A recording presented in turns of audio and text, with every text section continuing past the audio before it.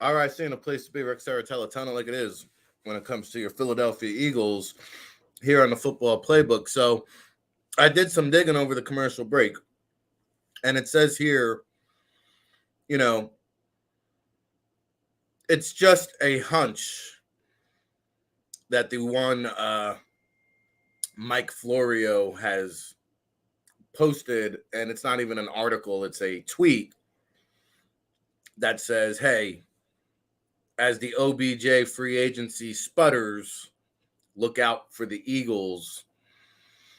It's just a hunch that Florio's putting out there, and he also linked it to, hey, we said the same thing last year when he signed with the Rams. I guess Florio said, watch out for the Rams. So I don't know if there's more than meets the eye here. I mean, hey, it doesn't seem like, maybe he spoke to somebody and said, hey, let me just throw it out there, but it doesn't seem like very concrete evidence. I will say, you guys will be happy to hear during the commercial break, the Eagles did announce Avonte Maddox is returning to practice today, and they did sign a couple of the practice squad moves. Marvin Wilson returns, the defensive tackle, and Roderick Johnson also returns. So more defensive line depth on the way in Philadelphia. And here to chop it up with us each and every Wednesday on the Football Playbook is Kayla Santiago, who joins us now. Checking in from Delmarva Sports, rocking the jersey. Who we got on there today, Kayla? Unfortunately, my other ones are in the wash, so it's Carson Wentz. But listen, it's a jersey. All you can see is the Eagles right now, so we're gonna have to rock with it. All right, we won't judge you too hard. Hopefully, we won't be getting an OBJ Eagles jersey because, from what I'm hearing, based on and somebody said in the chat there was a report leaked. No, the report wasn't leaked. Jerry Jones himself came out and said, yo, my man doesn't want to do a workout for us. We don't like what we saw from this physical. Maybe thanks, but no thanks. And Mike Florio from Pro Football Talk basically saying that, the Cowboys' focus on OBJ for this year at least may be gone. I saw James Washington was signed in the preseason. He had an injury and is going to be eligible to come off the practice squad. So the Cowboys could look to just lean on James Washington as a boost on offense. Quez Watkins is hurt. I'm not sure what OBJ can give the Eagles down the stretch here. That's something we've talked about it at this stage of the game. If it's just a one-year flyer and you're basically signing OBJ for a playoff run, is that something that's appealing to Kayla Santiago? I think it is, because you look at the 2017 Eagles, and that's really what they did. Now, those guys maybe ended up staying a little bit longer, but you bring Jay Ajayi to mind and what he was able to do in that playoff run and eventually what ended up being Super Bowl champions. OBJ is not going to replace Quez Watkins at all in my book, but I think with Quez Watkins not being 100% right now, you almost need another guy to be there, because we've seen in certain circumstances where A.J. Brown, whether he's banged up and not saying anything and really trying to push through, forget about last game because that was just a revenge game, and let's hope we see that for the rest of the year. But there are some games where maybe that connection is just not working and he's being double coverage constantly. Maybe Devontae Smith is not able to get open. So that's just another weapon you can almost use as a decoy, honestly, in my opinion, with OBJ. I don't know if it's going to happen. I'm not fully against it. I know we talked about this earlier in the year. I don't think that he's going to have a super big role, but if Howie Roseman is going to do it, I think everybody's going to be on board, because right now he has just made moves to make this team even better and better and get ready for that playoff push. He's going to be a rental. He's going to be a guy that you hope that just comes in and helps you out. Let's hope that he's not a locker room problem, because that's the last thing the Eagles need right now. But I think when a team's winning this good and playing this good, a locker room problem is not going to matter, because everybody gets along when everybody's winning. Well, one thing about Howie Roseman, he does his due diligence, and you win some, you lose some. Robert Quinn, probably a roll of the dice that didn't pan out, no skin off the back. OBJ could be a similar kind of risk reward where might not pan out, but if it's just a one-year rental, I think you've got to at least consider it or explore it. Initially, I liked it more as him coming in to help boost the return game. But man, our guy Britton Covey finally somebody lit a fire under his ass this past week against the Titans. He had some impressive kick returns. The Eagles' special teams as a whole stepped their game up and showed us something here this past week in a, shall I call it, a dominating performance over the Titans. And I think that's exactly what you needed, because a week ago before the Titans game, we talked about special teams was kind of the scratch of the head. We didn't really know what to expect, and that was definitely a worry. You come out and this coaching staff is really, really able to work with them and then have a performance like that. By the way, the Titans aren't an easy team to get a win over. I don't want to hear that anymore, because the Titans are a very good team. They're not a great team by any means. They're not the Bills. They're not the Chiefs, but they're a good team. And I had my predictions that the Eagles would win by 4. Yeah, they absolutely crushed them in every single asset, defensively, offensively, and special teams. So it was good to see that finally get going. And we talked about this. In order for them to win in the playoffs, they have to be a complete team. And in my opinion, that game was one of the most complete games they played all season long. Yeah, and we talked about this last week. It's a perfect time for A.J. Brown to see the Titans and get right. He had a couple of weeks there where he was struggling with some injuries, struggling with some illness, flu-type symptoms, struggling with some fumbles, and all is forgiven, all is forgotten after a just another great performance by Brown and Devonta Smith, quite frankly. That's exactly what you need, that 1-2 punch. It's exciting to see Devonta Smith really get up there, because we know what we can do, and he saw that last year, and now we're once again seeing it. And it's good to see that both of them can have really good games, because I feel like this year we saw a lot of the A.J. Brown game, and then following week it would be just Devonta Smith, and A.J. Brown would kind of take a back seat. I feel like this week they were really able to utilize all their weapons. That's not going to happen every single game. I don't think that defenses are going to be that dumb to allow those guys to run freely, but there is a chance that they can do that, and that was good to see. And then Jalen Hurts, I mean, performance of a lifetime for him too. You can't forget about that. So everything is starting to come together. And if you're the rest of the league, I would be scared at this point, because we've been saying that this team is a little bit scary in the beginning of the season. I mentioned it was one of the best secondaries they had in a long time. This receiving core is very, very good. In my opinion, A.J. Brown, the best receiver since T.O. for the Philadelphia Eagles. I mean, you look at this team right now, they get better each and every week, and we're not even in playoffs yet. So it's extremely fun to watch right now. No, I can feel it. I can sense it. I mean, I'm not emotionally tied into this team, and so I can talk without my heart in it.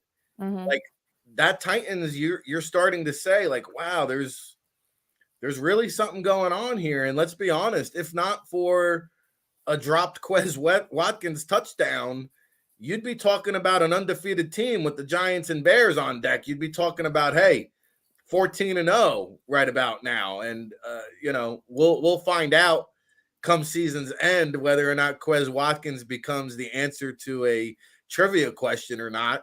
But, I mean, the reality is one play is what's holding this team back from being undefeated. Yeah, and it's absolutely crazy to think about too. But at the same time, I think the Eagles needed that loss, because you go into the second half of your season where you have this Titans game and you have this Giants game. Not saying this is a team that would rest on their laurels, but I think having a loss like that in the division really helped them to say, okay, what do we have to figure out each and every week to get better? How can I utilize different pieces of this offense? It's not always going to be A.J. Brown. It's not always going to be Devonta Smith. And now it's definitely not always going to be Dallas Goedert. How can we get the run game in? How can Jalen Hurts be more efficient every single game? They needed that to get even better, and that's exactly what they did. They didn't take it as a step back. They took it as a step forward. And if you're any football coach and you're any football franchise, that's exactly what you want to see. No doubt about it. Kayla Santiago, Delmarva Sports, here on the Football Playbook, like she is each and every Wednesday. It's our 67th episode, so smash that like button while you're here. I see some old faces and new places and newbies, and shout out to all the chat room people: Alexander, Adams, Oakham's, Chris Strecker, everybody. Alexander getting into the fray, and I saw South Carolina checking in. We had Dallas, Texas, some across the enemy lines, Virginia Beach.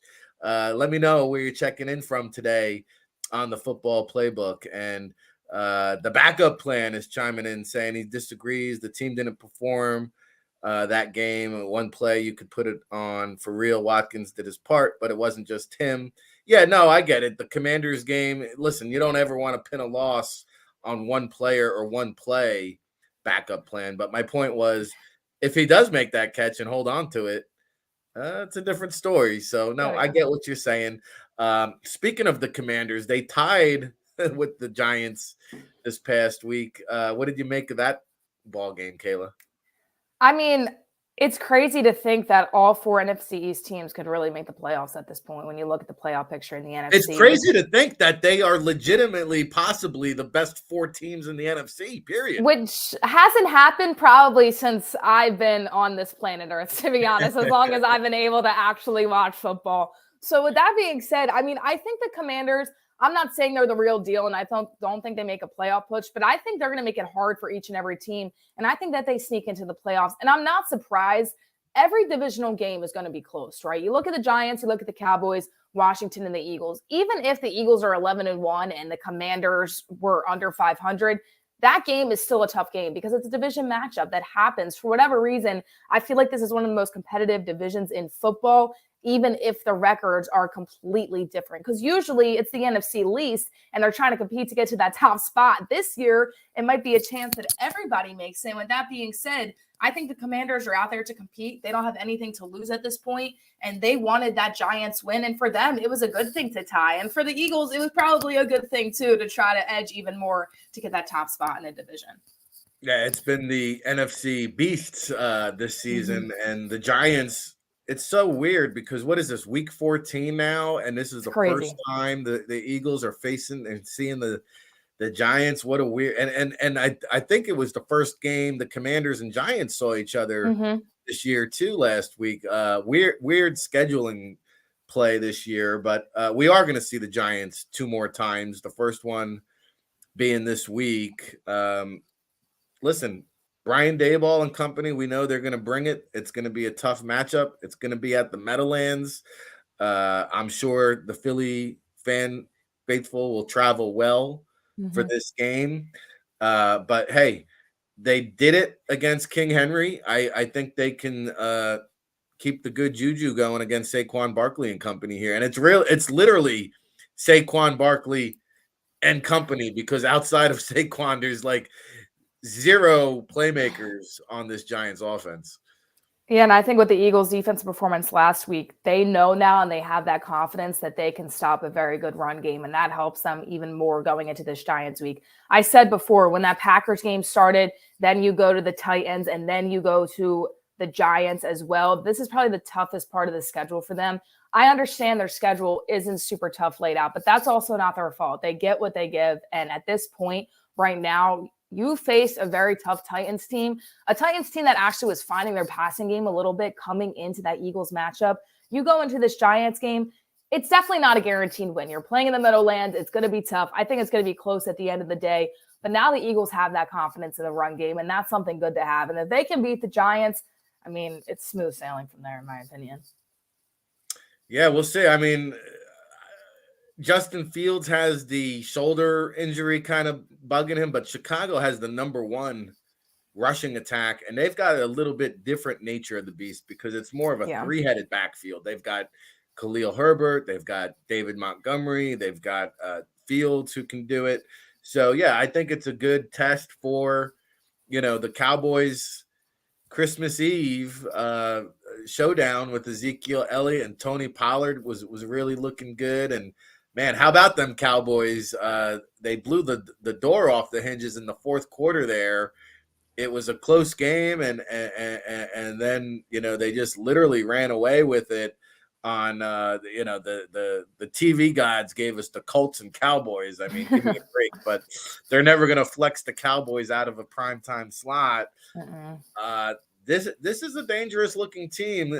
And I was thinking about this, Kayla, and it's a crazy thought, but riddle me this. Like, I don't know. I'd have to go back and look this up, but I'd be curious to know the last time a team won the Super Bowl and beat their division rival opponent 3 times in the same season. So in other words, they beat them twice in the regular season, and then they faced them in the playoffs and beat them a 3rd time. It's so hard to beat anybody in the NFL 3 times out of 3 in one single calendar year. The Cowboys, as you know, it's a rivalry game. They usually split these things.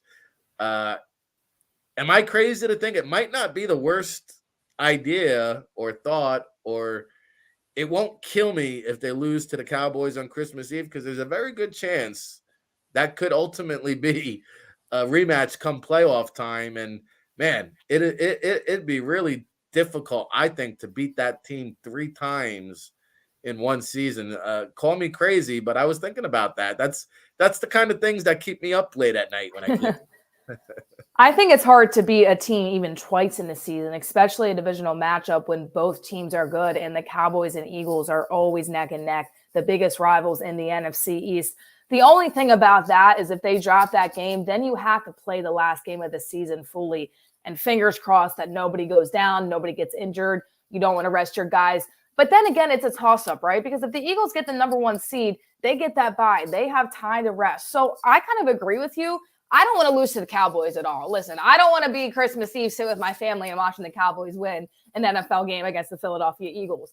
But at the same time, if they are able to get the first spot and the top spot in the NFC, they have that bye week. They have time to rest so they can play that last game. The thing is, the Vikings, you also hope that they fall as well. You hope that the Vikings aren't able to win out, and you hope that the Eagles, if they drop that Cowboys game, they can win against the New York Giants. I don't want to see the Cowboys in the playoffs. I think, in my opinion, they're the scariest team to play, even scarier than the Giants, just because they have more of a complete team defensively. On that side, you have Micah Parsons, and then Tony Pollard just has been stepping up like crazy for the Dallas Cowboys, which I like Tony Pollard as a player, and it's good to see for them, not against the Eagles, but I think that he really has stepped up this year big time, and he's getting almost as equal touches as Zeke at this point. So I do agree with you in some sentiment there. I don't want to see it happen. I'd rather them just win out. But at the same time, the playoffs are what matter. And if the Eagles fall to the Cowboys in the playoffs, I wouldn't be surprised if people are like, this was a bust of the season. Why do we give it our hopes up? Oh, yeah. No, it's Super Bowl or bust at this point. And Tony Pollard actually drew the start this past week over Ezekiel Elliott. All right. So, by the way, I'm a little bit split. Like, to me, having that week 17 matchup means something. To me, isn't the worst thing in the world. And I'm a little bit divided there. Typically, I'll be honest, I hate resting starters the final week of the season. It kills me because I've seen so many times, like, you take your foot off the gas and you have that bye week, and then you get the first round bye. You play, you don't play that game, then you have the first round bye, then a couple weeks go by until you play football and you come out flat. But I will say the Eagles roster, the way it's constructed, I might actually appreciate it just because they do have quite a handful of aging veterans that would probably benefit from that game or week 17 quote unquote bye week. Now, I will say, if they get to the Saints game and it's meaningless, I will be concerned because now you're resting your starters 2 games. Then you have a bye week. Then almost a month goes by until you play meaningful football. And meanwhile, your opponent has basically been scrapping and clawing week in and week out, fighting for their lives. And to me, I always am a little bit skeptical of those scenarios. I think if you get to that Saints game, though, the only guys you really talk about resting are maybe like your Fletcher Cox or Brandon Graham, just because they've been in these situations before. And I think at this point in their career, they understand that their bodies need that rest, or maybe just play them in the first half. But if you're Nick Sirianni, and I think with the young coach that he is and the hyped coach that he is, I don't think that you can rest Jalen Hurts, Miles Sanders, A.J. Brown, Devontae Smith for that long. You just can't. And if I'm going to be honest with you, I don't think those guys are going to want to take a back seat. Now, I do agree with benching them in that Giants game, just for the pure fact of, you look at Jason Kelce, you look at Fletcher Cox, you look at Brandon Graham. Those are guys that have that playoff experience that are older that you don't want to see go down. You also look at how Jalen Hurts plays, and you know that the Giants are going to bring it in that last game of the season. It's a rival game. No matter what, they're going to bring it, and you don't know what they're competing for at that point. They're going to be competing for a higher seed most likely. So with that being said, if you're the Philadelphia Eagles in that situation, if you win out and you're fine in the last week of the regular season, I think that you sit Jalen Hurts and Miles Sanders, because Miles Sanders' injury history, how Jalen Hurts plays, you don't want any injuries. But sitting them for 2 weeks and a bye week, in my opinion, is just unacceptable. I mean, you got to play football. That's what you're there to do. And I think at that point, at least the Saints game, you absolutely have to play. Even if it's for nothing, you got to keep those guys fresh because you don't want to go into the postseason and most likely face a Dallas or Giants team and play no football for a month. I mean, that's just not going to work at all. Yeah, and the other kind of X factor there, not that it's the top priority, but it might be somewhat of a factor, is that the Eagles own that Saints pick now. Mm-hmm. So, I mean, there is a little bit of an incentive there to give the Saints another L, right, to improve their draft pick, which I think as of right now, I think I saw they hold a top 5 pick from the Saints, which is unbelievable. I think Howie Roseman's going to go to Nick Sirianni and say, you want this team to be better for the next few years? Yeah, you're going to play all your starters and you're going to win this game because we need that pick and we want to pick even higher. Like I said, I mean, I just don't think you can take 3 full weeks off of football going into the playoffs. So I think those guys are going to want to play. Now, do they play the whole game if it's a blowout? Probably not. If it's the fourth quarter and they're winning by a lot, you probably see what we saw last week against the Tennessee Titans. But hey, they want to beat the Saints probably to get that pick. Howie Roseman's probably going to be in their ears. And you just got to play football at that point. You got to stay as fresh as you can because you don't want to go 3 weeks with no football, no game speed, and then go into the playoffs a little bit rusty. Yeah, and they're going to face the Giants that last week of the season. They're obviously going to face the Giants this week of the season. So just kind of wrapping up the preview here, I see that they clearly dominated the trenches against the Titans last week, both offense and defensive lines, I felt. I think this week is going to be another repeat performance. Now, the Giants, their rushing offense is ranked 6th in the league. Their passing offense is 28th in the league. The tackles are competent. Andrew Thomas, Evan Neal, they're both former first-round picks.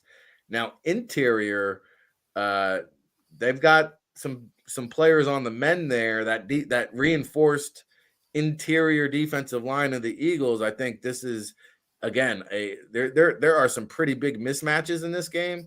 I think the Eagles defensive line, especially on the interior, and the Giants offensive line is going to be a problem for Big Blue. Yeah, and I just think right now the Eagles are going to overpower them. And I think with that rotation, them being able to have that confidence back, especially after last week, and it sounds crazy, they're NFL players, but at the same time, when you're able to stop King Henry, a guy that year after year has been number 1 in the league as the number 1 running back, has kind of fallen a little bit this season. When you're coming in with the Titans team with momentum and you're able to stop the run game like that, I mean, that just gives you all the confidence, and you already have the stature. You already have the rotation, and you've had that all season. Obviously, the injury to Jordan Davis kind of stopped it for a little bit, but you were able to pick up, you were able to lean on other guys, and that's what's so good about this Eagles team.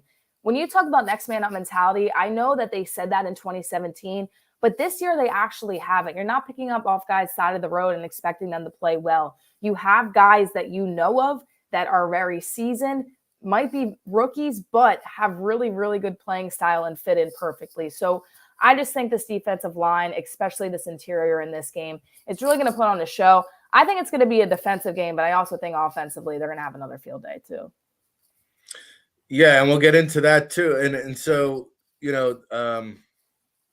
I lost my train of thought. But yeah, Jonathan Gannon was talking about the interior defensive line and bringing those veteran bodies and the luxury of not having to rush Jordan Davis into the fold last week. And he said if we didn't have Linval and Sue, well, yeah, Jordan Davis probably would have had to play more snaps. But the luxury of having those veteran guys, and then Jordan Davis talking about picking their brains and learning all the knowledge. And, if Robert Quinn contributed anything to the Eagles this year, it was in the locker room and helping the younger guys like Jordan Davis. Now, I will say this, on the opposite end of the spectrum, Jason Kelsey, man, he is getting no weeks off here. He had Jeffrey Simmons last week. And now he has Dexter Lawrence this week, who is having a monster year. I think he has 5 or 6 sacks. But again, I still think overall, Kayvon Thibodeau, rookie, was struggling with injuries earlier in the season. He's come on of late. Leonard Williams is an all-pro type of talent up front. So the Giants do have some talent up there on that defensive line unit, but we'll call it an abbreviation, that Eagles offensive line last week. I don't know what the heck that was. I think everybody was flagged for a penalty within the first 20 minutes of the game. But yeah. The Eagles offensive line, I would think, has the advantage here. Yeah, I mean, when you talk about Jason Kelsey too, he is probably one of my favorite players in this league because I feel like he is a guy that just goes out there and grinds every single day. Being able to take as many snaps as he can, he puts the offensive line on his back, and he puts protecting Jalen Hurts and whoever he has at quarterback behind his back too. The way that he's able to play year after year, him talking about retiring for the past 2 years, and he still comes out there as a veteran, plays his best game, one of the best centers in the league. He just has been so impressive to me. Last week, maybe not, but every single week you see him step up. And the Eagles are not the same without Jason Kelsey. And I think that they are very, very lucky to have him for as long as they have had him, and the way and the level that he plays at. And he just makes this offensive line come together. Once again, there's things to work on every single week, and I'm sure Ric Serritella is really grinding that through, and the offensive line coach, and this is what we need to do. We need to be a little bit more disciplined this week, because if you're not against the Giants, they can come right back towards you, but I think they're going to be completely fine. They've got the talent. They've actually been pretty healthy this year, I feel like, compared to previous years as well, which is really good to see. Yeah, and by the way, speaking of Kelsey and that offensive line, did you get your Eagles Christmas album, Kayla? I actually am on the waiting list for it. It's about $80. I don't have a record player though, so that's going to be a little bit of an issue. I'll see if my mom has one. Well, guess what? The price just went up. I don't know if you saw this. They sold out. Yes, they were being sold for $75 a pop, and apparently they all sold out. And now you have to resort to eBay. I'm surprised you didn't catch this. Do you know what the Eagles Christmas album is now being auctioned off for on eBay? I can't even imagine. It's probably over 100. Yeah, it's a lot more than $80, Kayla. Yeah. Try $4,200. Oh my gosh, that's not. I'm gonna have to go and ask Krause for a raise so I can go and afford the Eagles Christmas album. I didn't realize what a hot seller it was, but hey, maybe hence the mental lapse of the Eagles offensive line from last week with Stoutland University. Now, I do think they replenished the Stoutland University shirts, because those two had also sold out at the Eagles team store at the stadium. Did you get yourself a Stoutland U shirt yet? I did not. I need to start putting it on my Christmas list. But hey, people love the offensive line. People love the Birds right now. They're kind of on the hype train, I think, too. But also, when you see two big offensive linemen singing Christmas songs, it just gets you excited. It's like these people are actually human outside of football. Like, they're goofballs just like the rest of us are, singing Christmas carols and stuff like that. It is just so fun to watch. You can't help but just completely watch them. When I first saw it on Twitter, I was like, I didn't expect anything less from Jason Kelsey, to be honest with you. Yeah, and Mulata was really surprising as well. I mean, all of them exceeded expectations, but we'll have to put together a GoFundMe page, I guess, so we can get the Eagles Christmas out. Seriously. All right. Seriously. Before we get a prediction, tell the listening audience at home all the great content you have coming over at Delmarva Sports. What do you got going on these days? Yeah, we're in the winter season now. We actually just had our first game last night that went into overtime, so that was a lot of fun.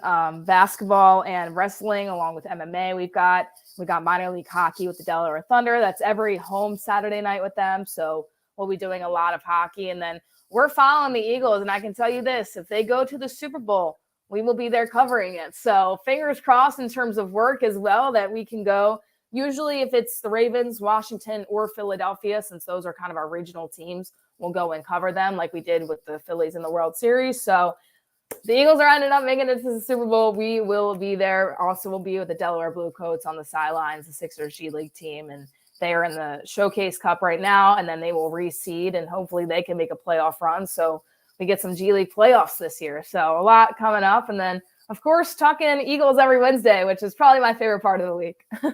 Absolutely. I know it's our listening audience favorite part of the week as well. And let's hope the Eagles make it out to the desert. JAKIB Sports will be out at the Super Bowl if the Eagles do. So we'll have to collaborate. But in the meantime, or in between time, we'll come back. We'll do it again next week, shall we? Yeah, I can't wait. Hopefully after another Eagles win. Oh, I got to get a prediction. Hearts on Fire says 63-0. How does Kayla Santiago see it? I wish it would be that big of a victory. I don't think it will, but last week I thought it was close and it wasn't. So I'm going to go 28-14 this week. I think they keep it close in the first half, and I think the Eagles offense breaks away and brings out that passing and run game this week. I think that they're able to really have a good show and probably is going to be the biggest win of the year. All right. You have the Eagles winning handedly. We shall come back next week and find out. Kayla Santiago, thank you so much for the time. Thank you for having me. And again, Kayla _Santiago.